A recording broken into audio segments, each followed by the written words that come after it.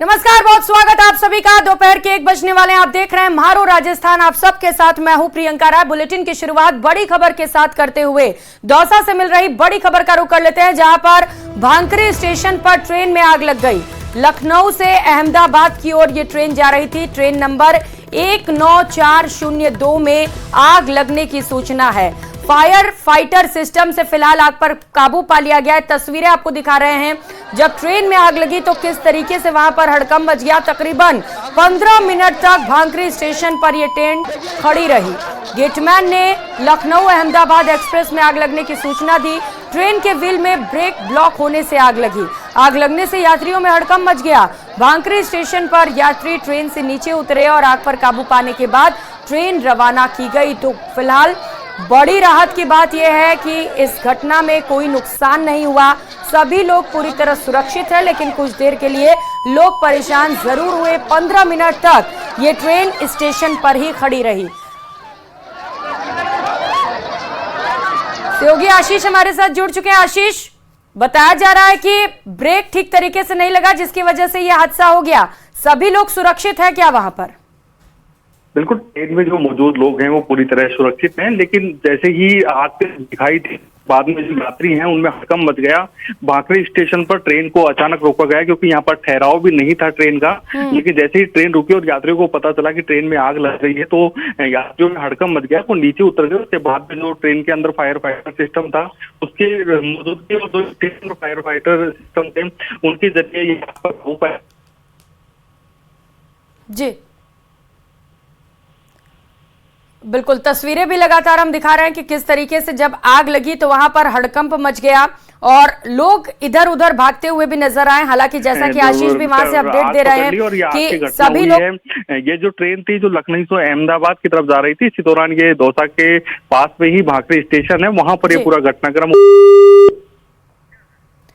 ठीक है आशीष, तो बड़ी राहत की बात कि सभी लोग सुरक्षित हैं। हालांकि ऐसे हादसे दोबारा ना हो, उसे लेकर जांच भी बेहद जरूरी है। बहुत शुक्रिया आपका तमाम जानकारियों के लिए। और एसआई भर्ती पेपर लीक मामले से जुड़ी बड़ी खबर आपको बताते चले। आरोपियों को रिहा करने के मामले पर हाईकोर्ट ने बड़ा फैसला दिया है। हाईकोर्ट ने निचली कोर्ट के आदेश को रद्द कर दिया। राज्य सरकार की याचिका पर हाईकोर्ट ने आदेश दिए। डीजीपी को मामले की लंबित जांच 15 दिन में पूरी करने के भी आदेश दिए गए हैं। डीजीपी की रिपोर्ट के बाद सीएमएम कोर्ट अवैध हिरासत के बिंदु को तय करे, ये आदेश भी कोर्ट की ओर से जारी किए गए। तो बड़ी खबर आपको बता रहे हैं, एसआई भर्ती पेपर लीक मामले को लेकर बड़ा अपडेट सामने आ रहा है, जहां पर आरोपियों को रिहा करने की बात को लेकर हाईकोर्ट ने अपना फैसला सुना दिया है। हाईकोर्ट ने निचली कोर्ट के आदेश को रद्द कर दिया। राज्य सरकार की याचिका पर हाईकोर्ट ने ये आदेश जारी किए हैं। डीजीपी को मामले की लंबित जांच 15 दिन में पूरे करने के भी आदेश दिए गए। डीजीपी की रिपोर्ट के बाद सीएमएम कोर्ट अवैध हिरासत के बिंदु को तय करेगी। सहयोगी राकेश हमारे साथ जुड़ चुके हैं। राकेश, क्या बड़ा फैसला हाईकोर्ट की ओर से? बिल्कुल, देखिए, हाईकोर्ट ने राज्य सरकार को बड़ी राहत दी है क्योंकि राज्य सरकार ने पिछली कांग्रेस सरकार के कार्यकाल में जिस तरीके से पेपर लीक प्रकरण के मामले सामने आए थे उसके लिए एसआईटी गठित की थी। एसआईटी ने जब पेपर माफिया के खिलाफ एक बहुत बड़ा ऑपरेशन चलाया और इनको दबोचा था। और एसआई भर्ती परीक्षा 2021 के ये आरोपी हैं जिनको गिरफ्तार एसओजी ने किया था। और उसके बाद जब कोर्ट में पेश किया गया तो कोर्ट ने इन आरोपियों की जमानत दे दी थी। साथ ही एसओजी की कार्रवाई पर गंभीर सवाल खड़े किए थे, क्योंकि एसओजी की एसआईटी की टीम का मनोबल जो निचली अदालत के फैसले से प्रभावित हुआ था। उसके बाद राज्य सरकार ने हाईकोर्ट में अपील दायर की थी। अब हाईकोर्ट ने निचली अदालत के फैसले को रद्द कर दिया है और साथ ही ये डीजीपी को निर्देश दिए हैं कि 15 दिन में इस पूरे मामले की जांच रिपोर्ट जो है निचली अदालत को भेजे और निचली अदालत डीजीपी की रिपोर्ट के अनुसार ही इसकी आगे की तथ्य तय करे। चूंकि निचली अदालत ने जिस तरीके का जो निर्णय दिया था उससे राज्य सरकार के साथ साथ जो एसआईटी बनी है, स्पेशल इन्वेस्टिगेशन टीम एसओजी की, उसको झटका लगा था। लेकिन अब हाईकोर्ट ने जो निर्णय दिया है उसके बाद निश्चित तौर पर राज्य सरकार पेपर लीक प्रकरण के जो और दूसरे आरोपी हैं उनके खिलाफ सख्त कार्रवाई कर पाएगी और इस मामले में अब जांच एजेंसियां आगे तेजी से कार्य कर सकेंगी। बिल्कुल राकेश, राज्य सरकार को न सिर्फ राहत मिली है बल्कि जांच भी तेजी के साथ आगे बढ़ सकेगा और मामले पर जो भी दोषी हैं उन्हें भी जल्द से जल्द पकड़ा जा सकेगा। बहुत शुक्रिया आपका तमाम जानकारियों के लिए।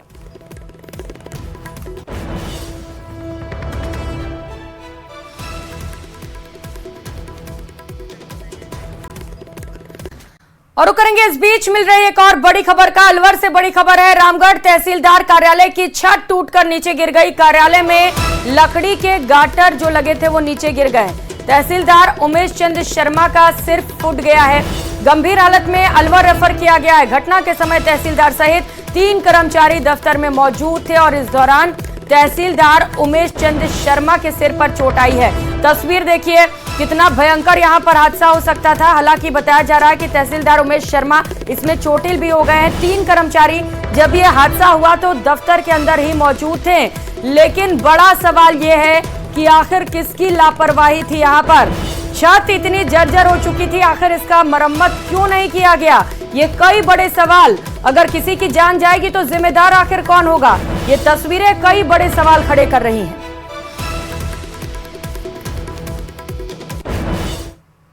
तहसील कार्यालय रामगढ़ की घटना है और तहसीलदार जी उमेश चंद शर्मा और नायब तहसीलदार मामभोली और हमारे एक अन्य कर्मचारी ललित बैठे हुए थे और अचानक ऊपर से चोट टूटी और टूट करके तहसीलदार जी की जो डाई थी उस पर गिरी और कोई भी जो अनहोनी है वो होते होते बची। साहब के चैम्बर में आके बैठे, किसी मैटर को लेके साहब और हम डिस्कस कर रहे थे। फिर हमारा कार्मिक ललित आया, एक पटवारी और आया।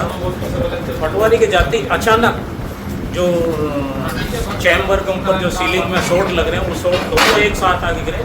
साहब के सर पे चोट आई, मैं और हमारा कर्मचारी ललित दोनों से बच गए और बिल्डिंग को भी नुकसान हुआ है। चैम्बर ऊपर सारा टेबल वेबल सब टूट गई।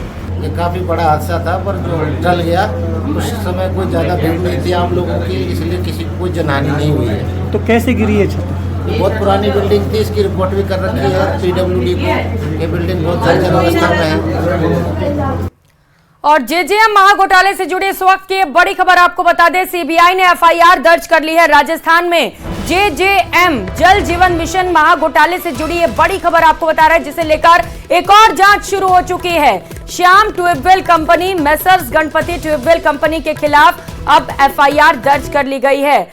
महेश मित्तल तत्कालीन अतिरिक्त मुख्य जो सचिव हैं घोटाले में लिप्त, उनके खिलाफ भी FIR दर्ज की गई है। पूर्व जलदाय मंत्री महेश जोशी के खिलाफ जांच अभी भी जारी है। जलदाय विभाग के 24 से ज्यादा अधिकारियों के खिलाफ केस दर्ज किया गया है। तो ईडी के बाद ACB, राष्ट्रीय जल जीवन मिशन के बाद अब CBI भी इस पूरे मामले पर जांच करेगी। ACB ने जलदाय विभाग के इंजीनियर्स को घूस लेते हुए अरेस्ट किया था। ठेकेदार पदम चंद जैन और महेश मित्तल के खिलाफ भी FIR दर्ज है। JJM घोटाले में जलदाय विभाग के अधिकारी भी CBI जांच के दायरे में हैं। 900 करोड़ रुपए के घोटाले में CBI अब नए सिरे से पूरे मामले पर जांच करेगी। तो ACB ने रंगे हाथों गिरफ्तारी की और उसके बाद से लगातार इस पूरे मामले पर खुलासे हो रहे हैं। अब पूरे मामले पर CID की ओर से भी जांच की जाएगी। कोटा रेलवे स्टेशन से 4 वर्षीय मासूम के अपहरण मामले से जुड़ी है बड़ी खबर और बड़ा अपडेट आपको बताते चले। पारिवारिक विवाद के चलते किसी परिचित ने ही बालक के अपहरण करने की वारदात को अंजाम दिया। अभी तक मासूम का सुराग हाथ नहीं लगा है, जिसकी वजह से परिजन बेहद परेशान हैं और अनहोनी की आशंका भी सता रही है। बता दें कि 2 दिन पहले अपहरणकर्ताओं ने वारदात को अंजाम दिया, जब पिता टिकट विंडो पर गया था। वापिस आया तो बच्चा गायब मिला। CCTV कैमरे में बच्चे को गोदी में उठाकर एक व्यक्ति ले जाते हुए कैद हुआ है। उस व्यक्ति के साथ एक युवक भी नजर आया। GRP ने अपहरण का मुकदमा दर्ज कर CCTV फुटेज के आधार पर आरोपियों की तलाश शुरू की। आरोपियों की तलाश में पुलिस की टीम अब यूपी भी जाएगी।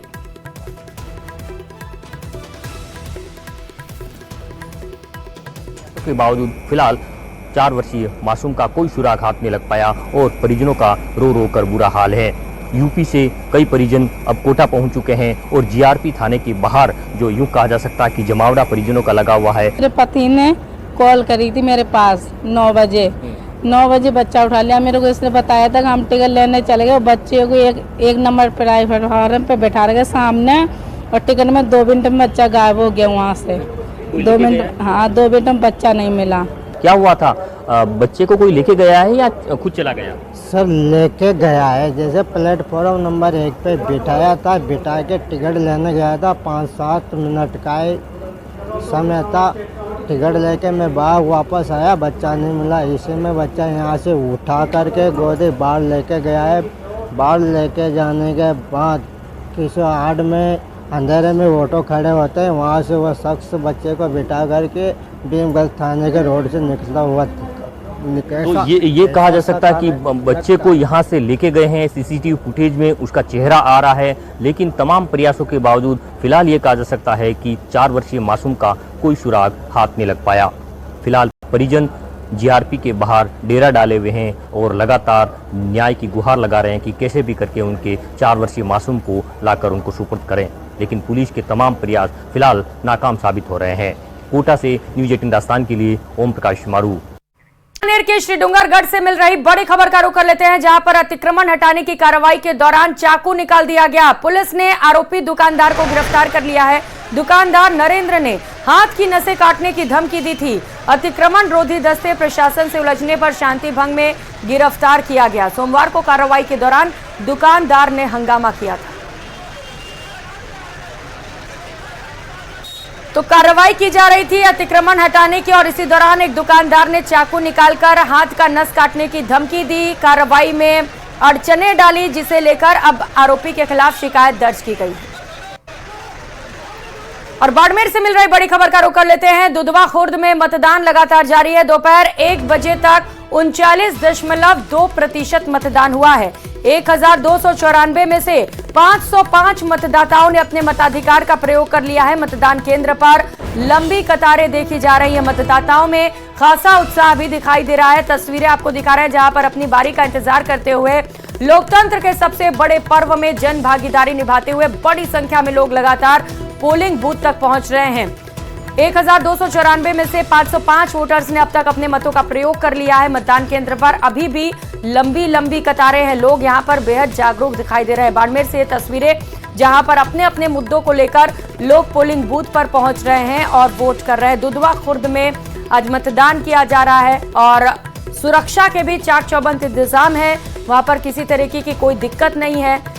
ज्यादा देर तक लाइन में खड़े हैं और इसी वजह से लोग नीचे बैठ गए हैं। देखिए कितनी लंबी कतार यहाँ पर लगी हुई है। लोग कितने जागरूक हैं यहाँ पर। अब कौन से मुद्दों को लेकर वोट डालने जा रहे हैं, ये तो फिलहाल नतीजे सामने आने के बाद ही पता चल सकेंगे। लेकिन बूथ संख्या 50 से ये तस्वीर इस वक्त आप देख पा रहे हैं, जहां पर चुनावों को लेकर लोग बढ़ चढ़कर हिस्सा ले रहे हैं। दुधवा खुर्द में लोग अपने पोलिंग बूथ पर पहुंच रहे हैं और अपने मतों का प्रयोग कर रहे हैं। तो न्यूज़ 18 एक बार फिर से आप सभी से अपील करता है कि घरों से बाहर निकलिए और वोट करिए।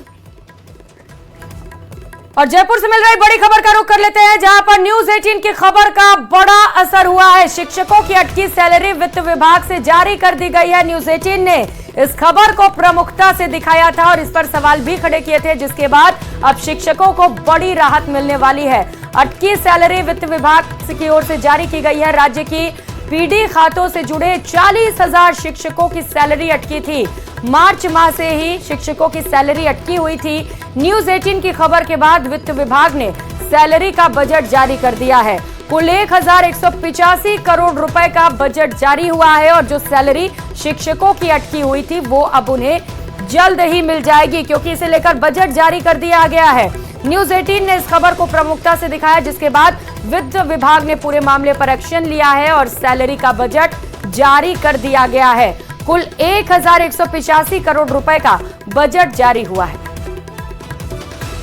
और टोंक के टोडा रायसिंह से मिल रही बड़ी खबर का रुख कर लेते हैं। रोडवेज बस से गिरी छात्रा के मौत की सूचना है। घायल छात्रा को एम्बुलेंस से सीएचसी पहुंचाया गया। डॉक्टर्स ने जांच के बाद उसे मृत घोषित कर दिया। जयपुर रोड पर निजी स्कूल के सामने यह घटना घटी। कॉलेज के लिए बस उतारते समय यह हादसा हो गया। बस से बताया जा रहा है कि जब छात्रा उतर रही थी उसी दौरान वो हादसे का शिकार हो गई। रोडवेज बस से छात्रा गिरी और छात्रा की इलाज के दौरान मौत हो गई। तो टोंक के टोडा राय सिंह से इस वक्त की बड़ी खबर आपको बता रहे हैं, जहां पर रोडवेज बस से गिरने से एक छात्रा की मौत हो गई। घायल छात्रा को एम्बुलेंस से सीएचसी भी पहुंचाया गया, लेकिन वहां पर डॉक्टर्स ने जांच के बाद छात्रा को मृत घोषित कर दिया। जयपुर रोड पर निजी स्कूल के सामने ये घटना घटी। इस घटना के बाद से ही पूरे क्षेत्र में हड़कंप मचा हुआ है। बताया जा रहा है कि कॉलेज के लिए वो बस का सहारा ले रही थी, बस से यात्रा कर रही थी और उसी दौरान हादसे का शिकार हो गई। जहां विश्वकर्मा इलाके में प्लास्टिक के कबाड़ के गोदाम में आग लग गई। विश्वकर्मा फायर स्टेशन से 5 दमकल की टीम मौके पर भेज दी गई है, जो आग बुझाने की कोशिश में जुटी हुई हैं। तस्वीरें मौके से आप देख पा रहे हैं, जहां पर बड़ी संख्या में लोगों की भीड़ है। धुएं का गुबार उठ रहा है, काला धुआं पूरी तरफ दिखाई दे रहा है और कबाड़ का गोदाम बताया जा रहा है। प्लास्टिक यहाँ पर रखा हुआ था, ऐसे में आसपास दुर्गंध भी फैला हुआ है। लोग बेहद परेशान हैं, लेकिन सबसे पहले कोशिश ये है कि आग पर काबू पा लिया जाए। जब ये हादसा हुआ तो क्या उस दौरान गोदाम में कोई मौजूद था, क्या कोई जनहानि हुई है, कोई घायल हुआ है? फिलहाल इसे लेकर कोई अपडेट नहीं है। और प्रदेश में मई के पहले हफ्ते में ही गर्मी ने तीखे तेवर दिखाने शुरू कर दिए। पारा उबाल पर है और लू ने लोगों को प्रभावित करना शुरू कर दिया है। ये रिपोर्ट देखिए।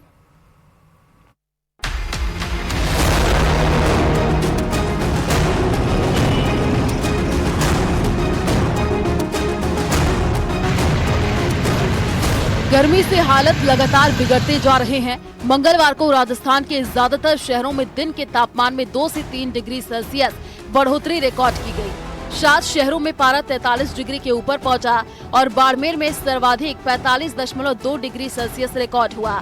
मौसम विभाग ने बुधवार यानी आज के लिए बाड़मेर और जैसलमेर में भीषण गर्मी की चेतावनी देते हुए रेड अलर्ट जारी किया है। जयपुर में पारा 2.9 डिग्री से बढ़कर के सीजन में पहली बार 44 डिग्री पार पहुंचा और 44.1 डिग्री के साथ सीजन का सबसे गर्म दिन रहा। चिलचिलाती धूप के साथ झुलसाने वाली लू ने हाल बेहाल कर दिया है। मौसम विभाग के मुताबिक प्रदेश में 2 दिन हीट वेव का असर रहेगा। पाकिस्तान से आने वाली हवाओं से तापमान के 1 से 2 डिग्री बढ़ने की संभावना है। आज अलवर, भरतपुर, बाड़मेर, जैसलमेर, जोधपुर, चूरू, बीकानेर, हनुमानगढ़, श्रीगंगानगर, करौली, धौलपुर और झुंझुनू में भीषण लू चलेगी। वहीं 9 मई को पश्चिमी राजस्थान के श्रीगंगानगर, हनुमानगढ़, बीकानेर, चूरू, जोधपुर, जैसलमेर, बाड़मेर के अलावा कोटा, बारां, भरतपुर, धौलपुर, करौली, अलवर और बांसवाड़ा में लू अलर्ट जारी किया गया है। वहीं तापमान की बात करें तो बाड़मेर में 45.2, जैसलमेर में 44.5, श्रीगंगानगर में 44.2, जयपुर में 44.1, फलौदी में 44.0, बीकानेर में 43.6, कोटा में 43.3 और जोधपुर में 42.7 डिग्री सेल्सियस तापमान दर्ज किया गया। बाड़मेर 45.2, जैसलमेर 44.5, श्रीगंगानगर 44.2, जयपुर 44.1, फलौदी 44.0, बीकानेर 43.6, कोटा 43.3, जोधपुर 42.7। मार्च अप्रैल में कम पड़ने के बाद मई में गर्मी अचानक से बढ़ गई। एक हफ्ते में ही पारा 8 से 10 डिग्री सेल्सियस तक बढ़ गया। बीते 10 साल में मई 2016 में सबसे ज्यादा गर्मी पड़ी थी, जब तापमान 46.5 डिग्री पहुंच गया था। ये बीते एक दशक में सर्वाधिक है। Bureau report, news 18 Rajasthan.